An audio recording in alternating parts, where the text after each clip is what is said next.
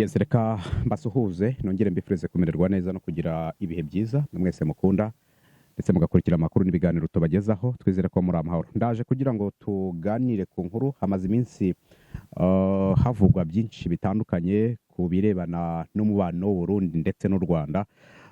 Handikwa n'inkuru zivuga ko igihugu cy'u Burundi gikomeje kwakira intwaro karabutaka zo guhungabanya umutekano w'u Rwanda cyangwa se zo gushoza intambara ku Rwanda. Tugiye kurebera hamwe ese uwo mugambi mu gihe waba ushyizwe mu bikorwa u Rwanda ruzatega itama u Burundi bukubiteho agashyi. Hari byinshi biri kuvugwa. Igitangazamakuru bwiza kuva ku munsi w'ejo bundi hashize cyanditse inkuru zitandukanye, bamwe bati ni za intelligence z'ibihuha ziba zishaka kubanza kureba ese mu baturage ibi bintu biramutse bigenze uku babyakira gute. Hari inkuru yanditswe zinateye ubwoba, ngira ngo n'ubu ziracyakomeje kwandikwa, ariko byanga bikunda ahari umwotsi haba hari n'umuriro uko byagenda kose. Reka tunyuzemo amaso turebe icyo uyu munsi wa none uduhishiye. Hari bikomeje kuvugwa, hari abaperezida bakomeje kuburira Evariste Ndayishimiye bamuburira ko naramuka ateye u Rwanda bizaba ari byo bihe bibi agiye kugira mu mateka ye kuva yatangira kuyobora kiriya gihugu cy'u Burundi. Perezida William Samuel Ruto wa Kenya we ngo yamubwiye ati mu minsi 3 yonyine utangije intambara ku Rwanda izaba iri kubera i Bujumbura, nawe uri kurenga mu gihugu cya Tanzania wirukanka urimo uhunga. So ngira ngo ni byinshi rero bikomeje kugarukwaho. Reka ndebe nk'inkuru y'igitangazamakuru bwiza ko babiva inyuma n'imuzingo, ko babivuga byose, kuko ni bimwe mu bintu bikomeye cyane uyu munsi bikomeje gutera ubwoba abaturage, ariko ntekereza ko nta cyagatumye bagira ubwoba kubera ko byinshi muri byo ni ibihuha. Hari inkuru bateruye bagira bati Ububiligi buherutse guha u Burundi drone 5,000 zo kwifashisha mu gutera u Rwanda. Ni inkuru yanditswe ku itariki ya 22. Aha rero ni naho haturuka inkuru zivuga ziti ni ibihuha bikomeje gukwirakwizwa nabo mu butegetsi bw'i Burundi kugira ngo barebe ese abaturage b'u Rwanda baramutse bamenye ko hari umugambi wo gutera igihugu cyabo byaba byitwaye gute. Abandi bati ese Burundi bwatinyuka gufata inzu y'ikigonyi barimo bakayitwikiraho. Ibyo byose nibikomeza kuvugwa. Igitangazamakuru bwiza rero mu nkuru yacyo cyateruye rwose ku itariki ya 22 kiti igihugu cy'Ububiligi biravuga ko kimaze igihe giha u Burundi umurundo w'intwaro ngo bazawifashishe mu mugambi wo gutera u Rwanda. Ni umugambi bahuriyemo n'ibindi bihugu. Ngo amakuru agera kuri iki gitangazamakuru avuga ko Ububiligi bwasabye u Burundi kubafasha muri uriya mugambi, hanyuma n'umugambi wo gutera u Rwanda bihurirana no kuba Ububiligi budafitanye umubano mwiza n'u Rwanda. Bahitamo kwifashisha ubutegetsi bwa Evariste Ndayishimiye mu mugambi wo gushaka gukuraho ubutegetsi bw'u Rwanda. Bivugwa ko kandi kugira ngo uyu mugambi ugende neza ngo Ububiligi bwasabye Uburundi bwasabye Ububiligi ubufasha burimo ubw'intwaro zigezweho ndetse n'ubwirinzi bw'ikirere kugira ngo uriya mugambi uzacemo, mbere yo kubaha intwaro ziganjemo izari zimaze igihe kirekire ziri mu bubiko hari mu gihugu cy'Ububiligi. Ibi byose rero bivuzwe nyuma y'uko i Burundi mu minsi yashize nibwo twumvise inkongi y'umuriro w'amashanyarazi, niko Baratuza yari yavuze. Hanyuma Evariste Ndayishimiye cyakora yaje kubinyomoza avuga ko ubundi hari ububiko bw'umuriro hari ububiko bw'intwaro, ntago hagomba kugera umuriro w'amashanyarazi. Uri kumva ibyo bikomeza bikuvugwa kugeza ubu rero. Nyuma y'uko iyo episode ivuyeho hajeho noneho episode yo kuba u Burundi ngo bukomeje guhabwa intwaro n'ibihugu birimo Ububiligi mu rwego rwo gushaka uko bahungabanya umutekano w'u Rwanda. Bivugwa kandi ko u Burundi ngo bwamaze gutegura ingabo zibarirwa mu bihumbi 50 zigomba kwifashishwa muri uyu mugambi. Umugambi w'Ububiligi rero n'u Burundi wo gutera u Rwanda uravugwamo ibihugu birimo nka Repubulika Iharanira Demokarasi ya Kongo, igihugu cya Tanzania, igihugu cya Angola n'igihugu cya Afrika y'Epfo. Ibihugu byombi ni ibihugu byohereje ingabo muri Repubulika Iharanira Demokarasi ya Kongo, uretse wenda Angola uyu munsi wa none niyo navuga ngo iri kuvugwa cyane kuko bihafite ingabo, ariko ibihugu nka Tanzania, South Africa, Abarundi bambuwe Kivu y'amajyaruguru hafi ya yose. Ibice birimo nka za teritwari ya Warikare nabyo biragenda birafatwa, kugeza aho imijyi ibiri ikomeye yaba Goma na Bukavu, ni imijyi navuga ngo kugeza uyu munsi wa none barayambuwe, baratsindwa. Izo ngabo za South Africa zatsindiwe muri Kongo, twazibonye zinyura hano mu Rwanda zitaha. Iza Tanzania nuko, abarundi bo baracyahanyanyaza muri Repubulika Iharanira Demokarasi ya Kongo, ariko nabo bari kwandikwaho inkuru nyinshi zivugwaho zitari nziza, zibavugwaho, bivugwa ko barimo bashirira ku bwinshi muri kiriya gihugu. Andi makuru kandi ngo avuga ko ngo Perezida Felix Antoine Tshisekedi wa Kongo Kinshasa ateganya gukora uko ashoboye kose akisubiza iyi mijyi ibiri irimo Goma na Bukavu imaze umwaka urenga yigaruriwe n'inyeshyamba zo mu mutwe wa ARC M23 kugira ngo bazawifashishe mu mugambi wo gutera u Rwanda. Amakuru kandi avuga ko ngo ambasaderi w'u Burundi i Buruseli bamwita Terence Ntahiraja ngo amaze igihe ahuriza hamwe abarwanya ubutegetsi bw'u Rwanda bo mu Bubiligi kugira ngo bazifashishwe muri uriya mugambi. Numva ko ni ibintu bikomeye cyane. Izi ni inkuru ziri kwandikwa kuri Bwiza, ntabwo twamenya source yazo. Bamwe baranabyemera, abandi ntibabyemere, bigendanye no kuba bavuga bati abantu mwe ibintu byo gutera u Rwanda aba Barundi baba byadukanye gute, kuko mu gihe ibi bintu byaramuka bishyizwe mu bikorwa twaba tugiye kubona ibyo amaso yacu atigeze abona muri iki kiragano, kubera ko birashoboka ko mu gihe Burundi bwashoza intambara ku Rwanda dushobora kubona imipaka yahindutse, dushobora kubona intambara yabaye iy'akarere, dushobora kubona hari ubutegetsi bw'umwe mu baperezida hano mu karere cyangwa se bwa bamwe mu baperezida hano mu karere buhiritswe, kubera ko ino ntambara yaba ari intambara ya rusange.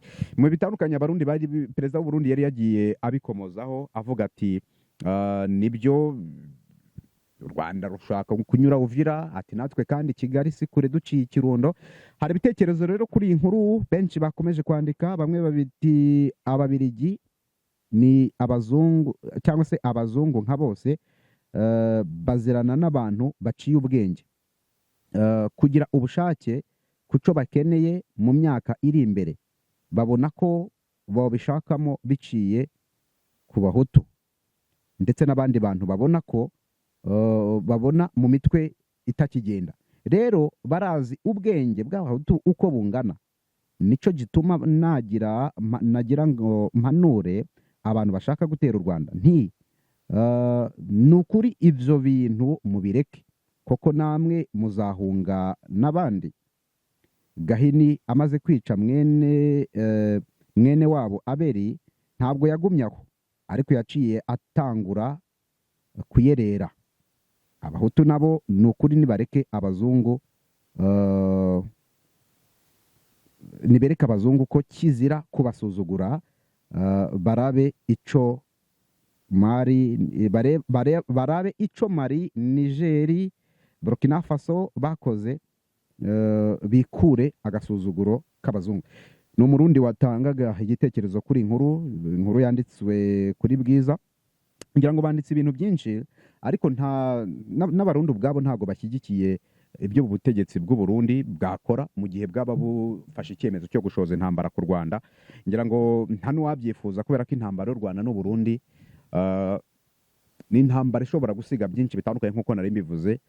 Imipaka dushobora kwisanga yahindutse ku ruhande rumwe cyangwa se urundi, dushobora no kwisanga hari ubutegetsi bwahiritswe, kubera ko n'intego z'iyo ntambara bivugwa ko Burundi buri gutegura bubifashijwemo n'Ububirigi n'ibyo bihugu birimo Angola, South Africa na Tanzania, niyo gukuraho ubutegetsi bw'u Rwanda. So urumva ko ni ibintu bikomeye cyane.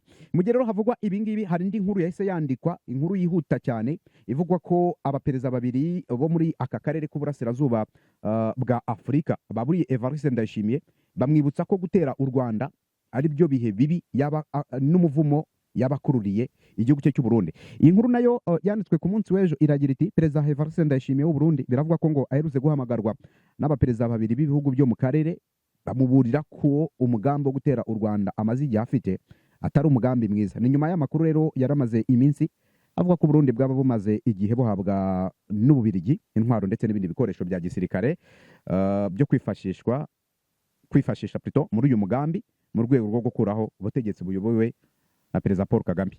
Burundi uyu mugambi kandi unavugwamo ngo ibindi bihugu navuze haruguru, ubwo ni Tanzania, Angola, Congo, Burundi n'Ububirigi ndetse na FDLR. Amakuru rero ngo bwiza yamenye nuko perezida Yoweri Kaguta Museveni ndetse na perezida William Samuel Ruto wa Kenya abangaba kuri telefone bahamagaye Evariste Ndayishimiye bamusaba kwitondera umugambi afite. Bivugwa ko perezida Museveni yaburiye Ndayishimiye amubwira ko abari kumukoresha ngo azatera u Rwanda bari kumushuka ndetse ko bizarangira yicujije. Ngo yanamuburiye kandi ko niba ashaka ko ubutegetsi bwe burangira yatera igihugu cy'u Rwanda. Uwo ni Museveni. William Samuel Ruto rero kuri telefone ahamagara Evariste Ndayishimiye ngo amubwira ko gutera u Rwanda ari byo bihe bibi yabakururiye u Burundi ndetse byashyira iherezo ku butegetsi bwe, ariko kandi arenzaho ko nibura mu gihe cy'iminsi 3 atangije intambara ku Rwanda yabiri kubera mu gihugu cye i Bujumbura mu murwa mukuru, we arimo ahunga yamaze kugera mu gihugu cya Tanzania. N'amagambo ya perezida William Samuel Ruto, perezida w'igihugu cya Kenya, ariko kandi yanamubwiye ko ngo niba azukuni abarwanyi ba maka 2 bakomeye ngo ingabo z'u Rwanda zikomeye inshuro zirenga 100. Perezida Museveni kandi we yanihanangirije mugenzi we w'u Burundi amumenyesha ko akarere kadakeneye izi ntambara.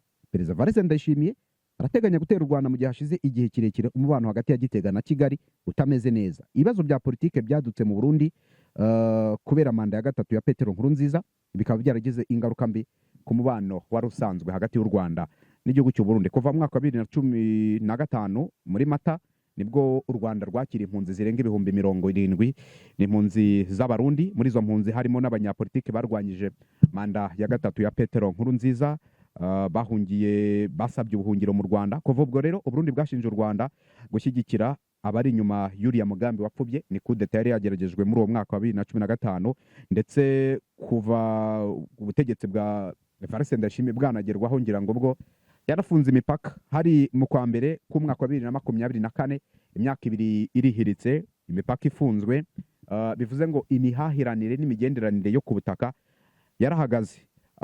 Uburundi kandi bwakomeje gushinja u Rwanda ibirego birimo kuba rufasha Red Tabara, ni umutwe urwanya ubutegetsi bw'u Burundi. Ni ibirego u Rwanda rwakunze gutera utwatsi rushimangira ko nta nyungu rufite mu bibazo by'u Burundi. Umwaka ushize wa 2025 Evariste Ndayishimiye yakunze kumvikana ashinja u Rwanda kuba rufite umugambi wo gutera igihugu cye ruciye muri Repubulika Iharanira Demokarasi ya Kongo, aburira amahanga ko u Burundi bwafashe ingamba ndetse ngo niba u Rwanda rwamuka ruciye muri Uvira rugatera Bujumbura, ati natwe Kigali si kure duciye Kirundo. N'amagambo ya Evariste Ndayishimiye. Uyu mugabo kandi ngo yakunze kumvikana avuga ko u Rwanda rudafite igisirikare gikomeye kurusha icye, ndetse mu mezi ashize yumvikanye avuga ko yigeze kurwana n'ingabo zarwo bikarangira zinesheje. N'amagambo rero perezida w'u Burundi yakunze kuvuga mu gihe kuva mu myaka mike ishize igihugu cye gikomeje kugirana umubano udasanzwe na FDLR. So ngira ngo izi zose ni inkuru zanditswe ku gitangazamakuru Bwiza kuva mu minsi 2 ishize, zikaba inkuru benshi baravuga bati ni speculation, abandi bati ibi bintu ni bihuha, ariko wenda ntago wamenya suruse y'iki gitangazamakuru kuko gikunda kuba gifite amakuru y'u Burundi bishoboka ko ari nabyo. Dushingiye ku kuba nko muri iyi minsi witwa Evariste herutse gutangaza ko ahanganye n'umurundi wise imbwa ngo akanihibara, ubwo ni kuri social media. Kuri X yaragiye yita ngo ni imbwa itukura, kandi bikavuga ko uyu wise imbwa itukura kuri social media ni umwe mu bantu ba hafi y'ubutegetsi kuko ari muri guverinoma. Uyu murundi rero wise imbwa itukura Evariste Ndayishimiye akaba aherutse kumukomozaho abatari umuntu wise imbwa yewe nihibara ati ni imbwa itukura. Tungu ni ukomeje gushyira amabanga yacu hanze. So ni umurundi rero uri muri guverinoma wisimbwe itukura kuri social media. Uyu rero bivuga ko ari nawe ukomeje gutanga amakuru y'imigambi yose y'ubutegetsi bwa Evariste Ndayishimiye. Ngira ngo ni bimwe mu bintu navuga ngo kugeza uyu munsi wa none biri mu bikomeye bikomeje kugarukwaho. Ntekereza ko byanga bikunda umugambi w'u Burundi nimba ari byo koko dushobora kubona iby'amaso yacu atigeze abona, cyangwa se bikaba ari bihuha byo kubanza kureba ese aba bantu babyakira gute baramutse bumvise inkuru ivugwa nk'uku nguku?